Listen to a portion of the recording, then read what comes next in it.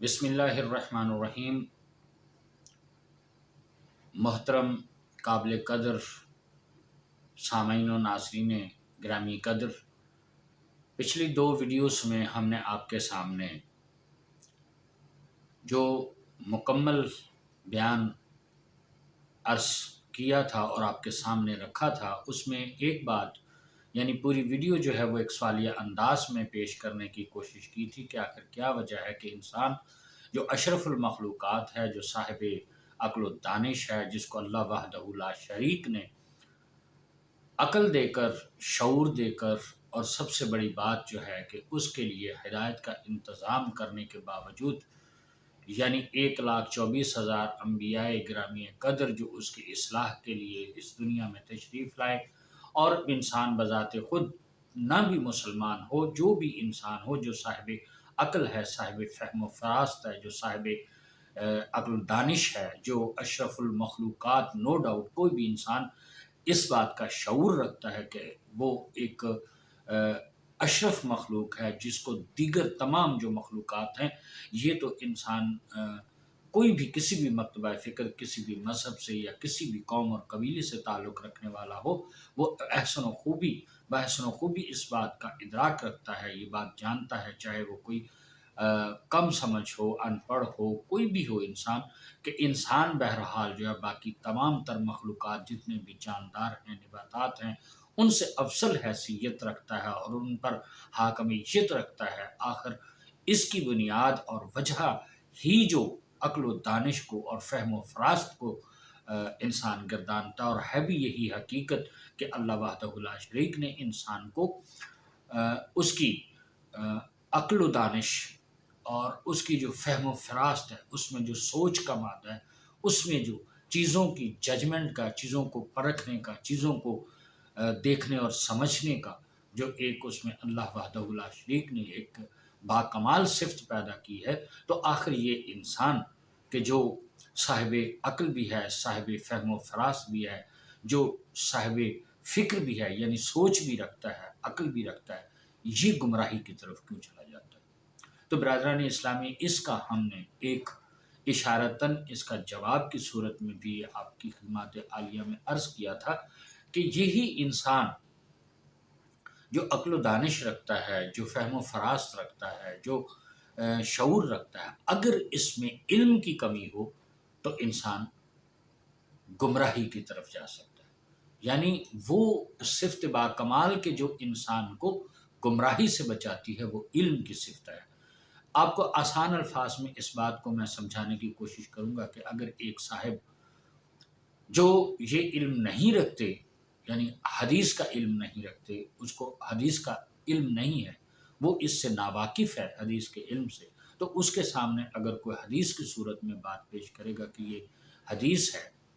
وہ چاہے حدیث نہ بھی ہو، کیونکہ جو بھی حدیث ہوگی اس کو ہم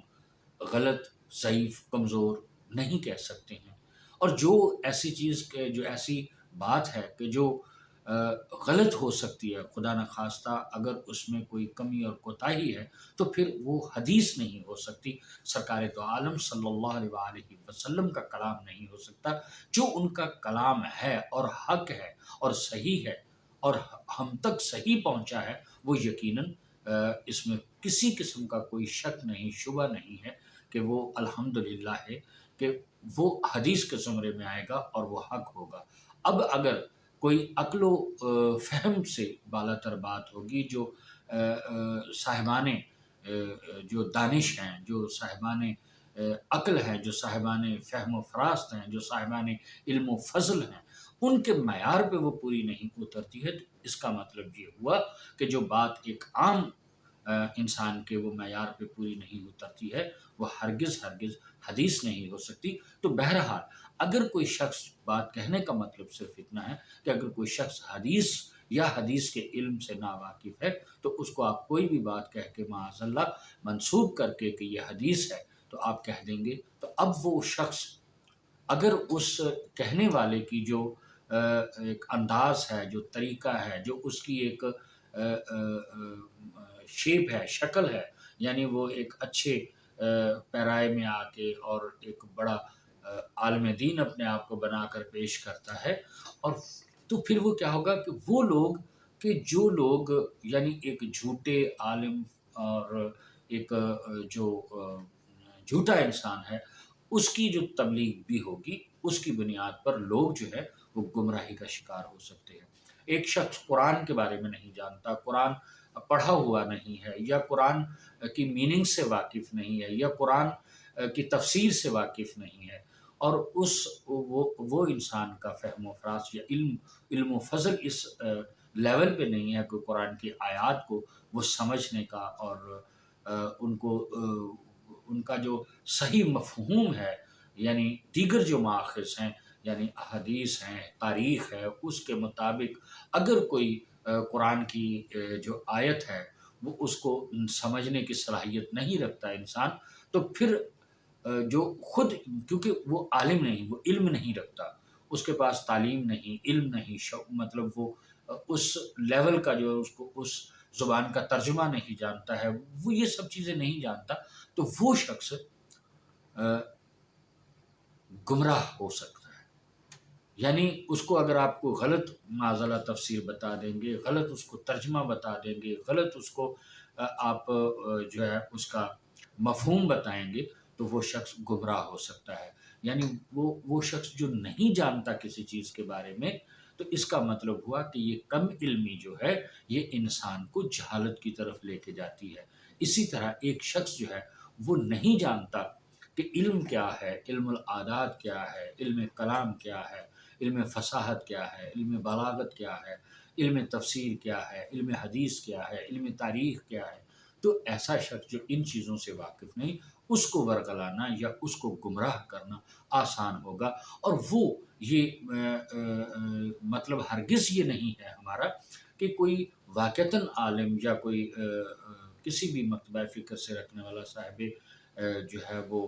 علم و فضل انسان کسی کو بہکانے کو نہیں، شیطانی طاقتیں جو ہے نا وہ اس روپ میں آ کے اس شخص کو گمراہ کرنے کی کوشش کریں گی، کیونکہ شیطان کا یہ وعدہ ہے روز اول سے کہ میں پروردگار جو لوگ تیرے راستے پہ چلنے والے ہوں گے ان کے راستے میں بیٹھوں گا، ان کو گمراہ کروں گا، ان کو راستے سے ہٹا دوں گا۔ تو اب جب یہ شیطان مردود کا یہ وعدہ ہے، تو وہ آدمی، وہ انسان کے جو صاحب علم نہیں ہے، صاحب شعور نہیں ہے، صاحب فہم و فراست نہیں ہے، اس کو ورغلایا جانا انتہائی آسان ہوگا۔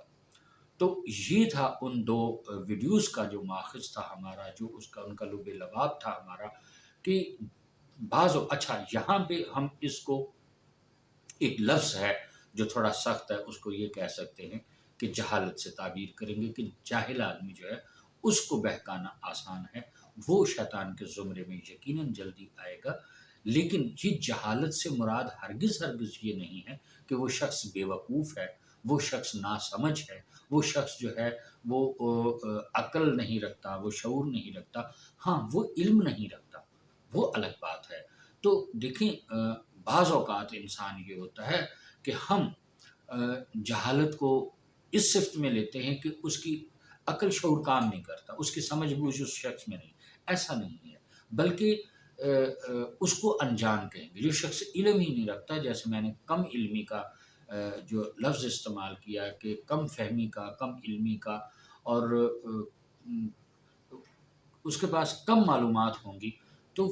وہ شخص جو ہے نا اس کو کم علمی ہم کہیں گے۔ لیکن جو شخص علم رکھتے ہوئے، یعنی یہ ہے کہ وہ اس کو عربی بھی آتی ہے، اس کو تاریخ کا بھی پتہ ہے، اس کو بعض باتوں کے بارے میں ان کی حقیقت کا بھی پتہ ہے، لیکن وہ جو ہے وہ شیطان کے بہکاوے میں ہے، اس کے چنگل میں، یا اس کا نمائندہ ہے، تو وہ شیطان جو ہے وہ اچھی باتوں کو بھی توڑ موڑ کر اس طرح انداز سے پیش کرے گا کہ وہ شخص، اس کو مقصود ہی یہ ہے نا کہ اس کو بہکانا ہے ہم نے، اس کو ورگلانا ہے ہم نے، اس کو گمراہ کرنا ہے ہم نے۔ تو وہ شیطانی طاقتیں کہ جو ایک اچھے روپ میں آ کے جن پہ، کیونکہ انسان انہی کی باتوں سے متاثر ہوتا ہے کہ جن کو اپنے سے بہتر سمجھتا ہے کہ یہ تو بڑے عالم ہیں، یہ تو بڑے فاضل ہیں، یہ تو بڑے بظاہر متقی ہیں، یہ تو بڑے پرہیزگار ہیں، یہ تو نیک نام ہیں۔ تو ایسے لوگوں پہ ہی لوگ اعتبار کرتے ہیں، اعتماد کرتے ہیں، اور ایسے اپنی کم علمی کی وجہ سے ان کی اس بات کو، چونکہ وہ پرکھ نہیں سکتے، ان کے اپنے پاس چونکہ تاریخ کا علم نہیں ہے، حدیث کا علم نہیں ہے، اور کسی بھی حوالے سے، یہ تو صرف مثال کے طور پر اس کر، تو وہ شخص جو ہے اس کو ورگلایا جانا یا اس کو بہکانا یا اس کو گمراہ کرنا نسبتاً آسان ہوگا۔ حالانکہ یہ شیطان مردود تو وہ ہے کہ جو اپنی چالاکیوں سے انبیاء گرامی قدر جیسے کہ حضرت ابراہیم علیہ السلام، حضرت اسماعیل علیہ السلام کی جو قربانی کا خواب آنے کا واقعہ اور قربانی کا واقعہ، اس نے مردود نے بارہا کوشش کی جناب حضرت حاجرہ کو ورگلانے کی، حضرت اسماعیل علیہ السلام کو ورگلانے کی، حضرت معاذ اللہ نعوذ باللہ حضرت ابراہیم علیہ السلام کو اس بغیرت نے، اس ملعون نے بہکانے کی کوشش کی، چونکہ وہ تینوں ہستیاں اس منصب پہ تھیں، اس اعلیٰ درجے پہ تھیں، اس کمال کے درجے پہ تھیں کہ ایک عورت ہے مگر وہ ایک نبی کی ماں ہے اور ایک نبی کی زوجہ محترمہ ہے، اور ماں ہونا جو ہے وہ اصل بڑا کمال ہے کہ وہ جو ہے اس کے بہکاوے میں نہیں آتی ہے۔ دوسرے حضرت اسماعیل علیہ السلام ہیں کہ جو خود اللہ کے پیغمبر ہیں، اور تیسرے حضرت ابراہیم علیہ السلام کہ جو اللہ کے برگزیدہ بندے ہیں، اللہ کے برگزیدہ پیغمبر ہیں اور جد انبیاء ہیں، وہ اس کے بہکاوے میں نہیں آتے، یعنی اس کی کوشش تھی کہ ان کو ورگلایا اور بہکایا جائے۔ تو اب اس مثال کے بعد آپ دیکھ سکتے ہیں کہ کتنے بڑے بڑے عالم، کتنے بڑے بڑے بظاہر جو آپ کو نظر آتے ہیں، وہ کتنے سارے ایسے ہوں گے کہ جو بظاہر نیک نام آپ کو نظر آتے ہیں، لیکن وہ شیطان کے ایجنٹ ہوں یا شیطان کے بہکاوے میں ہوں، یا وہ اپنی خود غرضی کی خاطر، اپنی ہر درمی کی بنیاد پر، اپنی انا کی بنیاد پر وہ آپ کے سامنے اچھے ہو کر پیش ہو رہے ہوں، کیونکہ یہی طریقہ واردات ہے شیطان کا کہ وہ ہمیشہ اچھا بن کر آپ کو ورگلانے کی کوشش کرے گا، آپ کو بہکانے کی کوشش کرے گا اور آپ کے سامنے اچھے روپ میں پیش ہوگا۔ تو لیکن اصل بات کیا ہو رہی ہے کہ اگر جو شخص جس کو کچھ بتایا جا رہا ہے، جس کو سمجھایا جا رہا ہے، جس کو ورگلایا جا رہا ہے، جس کو بہکایا جا رہا ہے، جس کو گمراہ کیا، اس کے پاس اگر علم نہیں ہوگا، بہت زیادہ نہ صحیح، اگر اس کے پاس تھوڑا علم بھی ہوگا، سوچ بچار کرے گا، اس علم کی بنیاد پر وہ کم از کم یہ شعور رکھتا ہوگا کہ اس بات کو میں دو چار دیگر لوگوں سے ویریفائی کر لوں، تو یعنی وہ اسی کو جاننا کہتے ہیں۔ یعنی میرا کہنے کا مقصد یہ تھا کہ جاہل سے مراد یہ نہیں ہوتی ہے کہ ایک انسان بالکل نہیں جانتا، وہ ناواقف ہوتا ہے، لیکن جو جان بوجھ کر، جانتے ہوئے بھی، تھوڑا علم رکھتے ہوئے یا زیادہ علم رکھتے ہوئے شیطان کے بہکاوے میں آ جاتا ہے، اس کا علم اس معیار کا نہیں ہوتا ہے کہ جو اس کے بہکاوے کو سمجھ سکے، اس کے ورگلانے کو سمجھ سکے، اس کی گمراہی کو سمجھ سکے۔ تو اب بات وہیں پہ آ گئی کہ کم علمی جو ہے یا نا علمی جو ہے، لا علمی جو ہے، وہ انسان کے لیے بہکاوے کا سبب بنتی ہے، وہ انسان کے ورغلائے جانے کا سبب بن سکتی ہے۔ تو برادران اسلامی، اسی طرح بہت سارے معاملات ہیں زندگی کے کہ جن معاملات میں انسان جو ہے وہ اپنی لا علمی اور اپنی کم علمی کی وجہ سے وہ اپنے سے زیادہ بہتر جاننے والا، اور اچھا وہ جو جاننے والا جس کو ہم یہ کہتے ہیں کہ شیطان کے بہکاوے میں ہے، حالانکہ وہ صاحب علم ہے، وہ جانتا ہے سب کچھ، تو وہ یہاں بھی ایک نقطہ قابل غور ہے کہ چالاکی اور بات ہے، علم اور بات ہے۔ اگر علم حقیقی معنی میں علم ہوگا، یعنی جاننے کا نام علم ہے، معلومات کا نام علم ہے، وہ شخص اصل میں جاہل کہلائے گا جو علم رکھتے ہوئے، جو اپنے آپ کو عالم ظاہر کرتے ہوئے پھر بھی جو ہے وہ حق کے راستے میں روڑے اٹکائے گا یا حق کے راستے سے الگ ہوگا، انا پرستی، مفاد پرستی، خود غرضی، یا وہ شخص گناہ میں لوگوں کے اوروں کو فصیحت، لوگوں کو نصیحت، خود میاں فصیحت کہ وہ اس تحت آئے گا۔ بہت ساری دنیا، بہت ساری مثالیں، بہت سارے لوگ ایسے، جیسا کہ میں نے ابھی عرض کیا کہ شیطان مردود انبیاء گرامی ما سبق کے کو بھی بہکانے سے باز نہیں آیا۔ ایسے لوگ جب وہ اس لیول پہ جا کے یہ کام کر سکتا ہے تو ایک عام عالم فاضل مولوی کے روپ میں وہ انسانوں کو کیوں کہ، اور وہ شخص جو بظاہر آپ کو عالم نظر آتا ہے، اس میں وہ اس شیطان کا علم ہوتا ہے، یعنی چونکہ وہ اس کے بہکاوے میں ہوتا ہے، اور وہ ہے کہ جو معاذ اللہ کو چیلنج کر کے نکلا ہوا ہے کہ میں ہر اس شخص کے راستے میں بیٹھوں گا جو تیری طرف آئے گا، جو تیرے راستے پہ چلنا چاہے گا، ماں سوائے چند ہستیوں کے جن کے بارے میں وہ یہ بھی شعور رکھتا تھا، وہ یہ بھی جانتا تھا کہ وہ میرے بہکاوے میں نہیں آئیں گی۔ اب وہ کیسے جانتا تھا یہ ایک الگ موضوع ہے، ہم علم غیب کے حوالے سے بات نہیں کرتے، ہم شیطان کی طاقتوں کے حوالے سے بات نہیں کر رہے ہیں کہ اس کے پاس کتنی طاقتیں تھیں، اس کو رحمان نے کیا کچھ اس کو دے دیا کہ اگر تو اپنے ہدایت میں ہے تو ٹھیک ہے، تو اگر اپنے آپ کو اس قابل سمجھتا ہے، اتنا بڑا سمجھتا ہے اور تکبر میں کرنے والوں میں سے ہے، تو لوگوں کو بہکائے گا، تو میں بھی ایسی ہستیاں جو ہے وہ پیدا کر سکتا ہوں، ایسی ہستیاں موجود ہیں، اور ایسی ہستیاں اور ایسے لوگ ہوں گے کہ جو میرے راستے پہ چلتے ہوئے ہرگز تیرے راستے پہ نہیں چلیں گے، جیسا کہ حضرت ابراہیم علیہ السلام کی آپ نے مثال سماعت فرمائی۔ تو برادران اسلامی، یہ مقصد یہ ہے کہ ہر چیز دیکھیں، اور جماعتیں پڑھنے کا نام کی تعلیم نہیں ہے۔ کسی نے، میں نے پہلے عرض کیا کہ جماعتیں پڑھا ہوا شخص بھی اگر حق کے راستے سے ہٹا ہوا، حقیقتاً جاہل ہوا ہے، جہالت اس کو کہا ہے۔ عرب کے لوگ تلواریں بناتے تھے، تجارت کرتے تھے، ان کا ایک معاشرہ تھا، وہ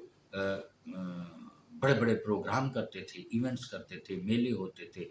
تجارت کی منڈیاں لگا کرتی تھی، مگر کیا تھا، وہ سب کچھ جانتے تھے، وہ اس زمانے کے حوالے سے وہ اپنے آپ کو عربی کہا کرتے تھے اور دوسروں کو اجمی سمجھا کرتے تھے، یعنی یہ کہ ہم جو ہیں وہی کلام جانتے ہیں، ہم ہی بہادری میں نامور ہیں، ہم ہی عقل و دانش رکھنے والے مہذب ترین لوگ ہیں، اور باقی لوگ گونگے ہیں، بہرے ہیں ہمارے مقابلے میں۔ تو یہی ان کی جہالت تھی، یہی کہ وہ جاننے سمجھنے کے باوجود وہ ہٹ دھرمی کا شکار تھے، وہ تکبر کا شکار تھے، وہ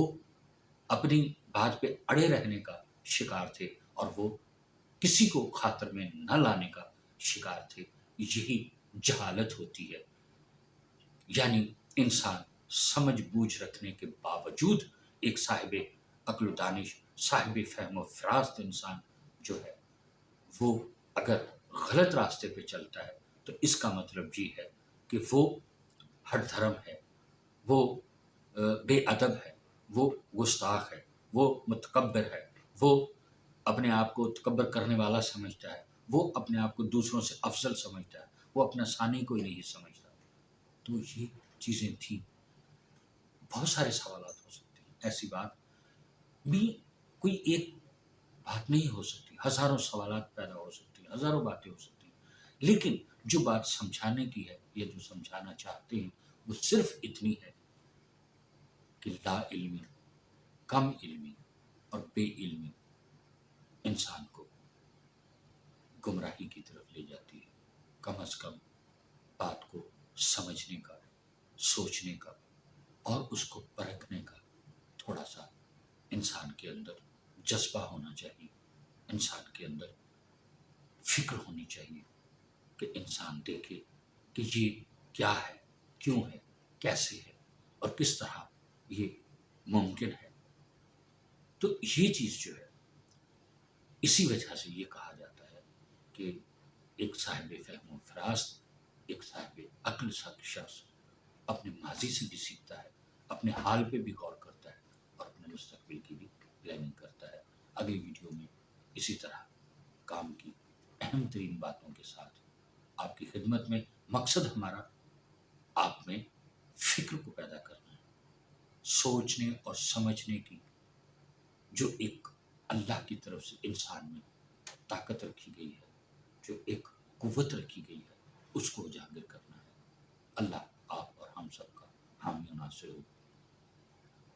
دعاؤں میں یاد رکھیے گا۔ اللہ